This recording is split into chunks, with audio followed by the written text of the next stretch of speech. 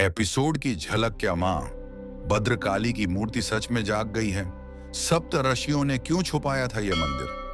क्या पांडवों ने इस शक्ति से मांगी थी कोई विशेष विजय?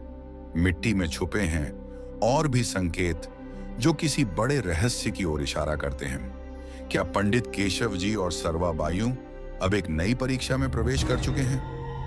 एपिसोड 2, सप्त ऋषियों की भविष्यवाणी और पांडवों का आशीर्वाद।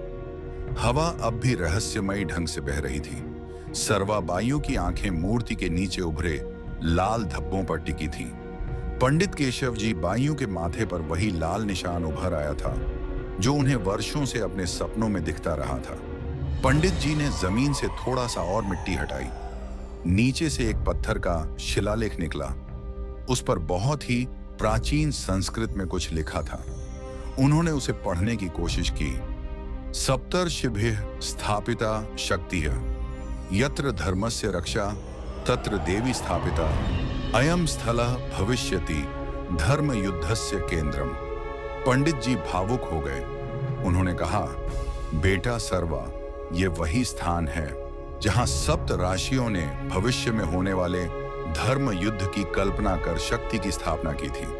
और देखो, यहां नीचे कुछ और लिखा है, पांडवा अत्र अर्चयन देवी लभन्ते विजयम महायुद्धे मां भद्रकाली सहायिनी अभवत। सर्वा की आंखें चौड़ी हो गईं। दादाजी, क्या पांडव भी यहां आए थे? हां बेटा, जब वे अज्ञातवास में थे तब उन्होंने इस स्थान पर मां से विजय का आशीर्वाद मांगा था। इसीलिए यह स्थान केवल एक मंदिर नहीं बल्कि इतिहास की जीवित गवाही है। गुजरे युग की परतें।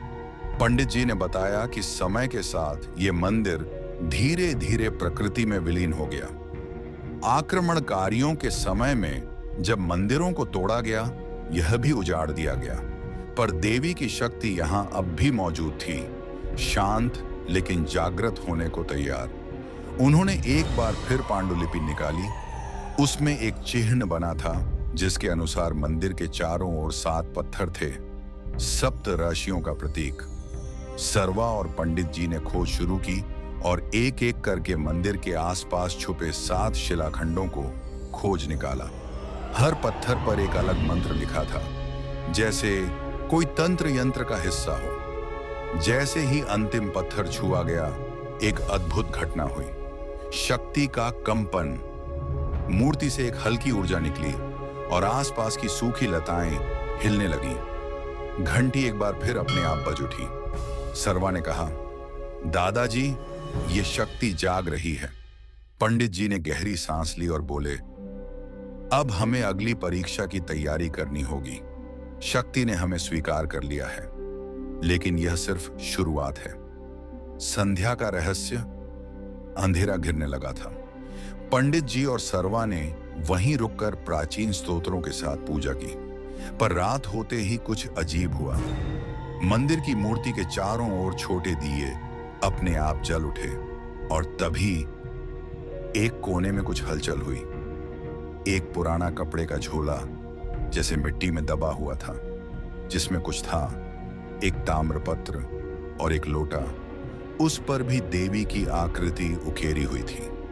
पंडित जी ने चौंकते हुए कहा, यह पांडवों की भेंट हो सकती है।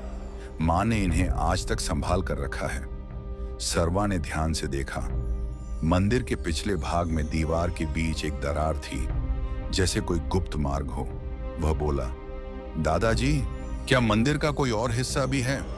पंडित जी गंभीर हो गए। संभव है बेटा, और शायद वहीं से मां की अगली पुकार आएगी। अगले एपिसोड की झलक। क्या मंदिर के अंदर कोई और रहस्य छुपा है? गुप्त मार्ग में क्या कोई शक्ति प्रतीक्षा कर रही है? मां भद्रकाली ने अब तक मौन क्यों धारण किया? जानने के लिए देखते रहिए learn with fun channel. Subscribe करें और मां की अद्भुत यात्रा का हिस्सा बनें।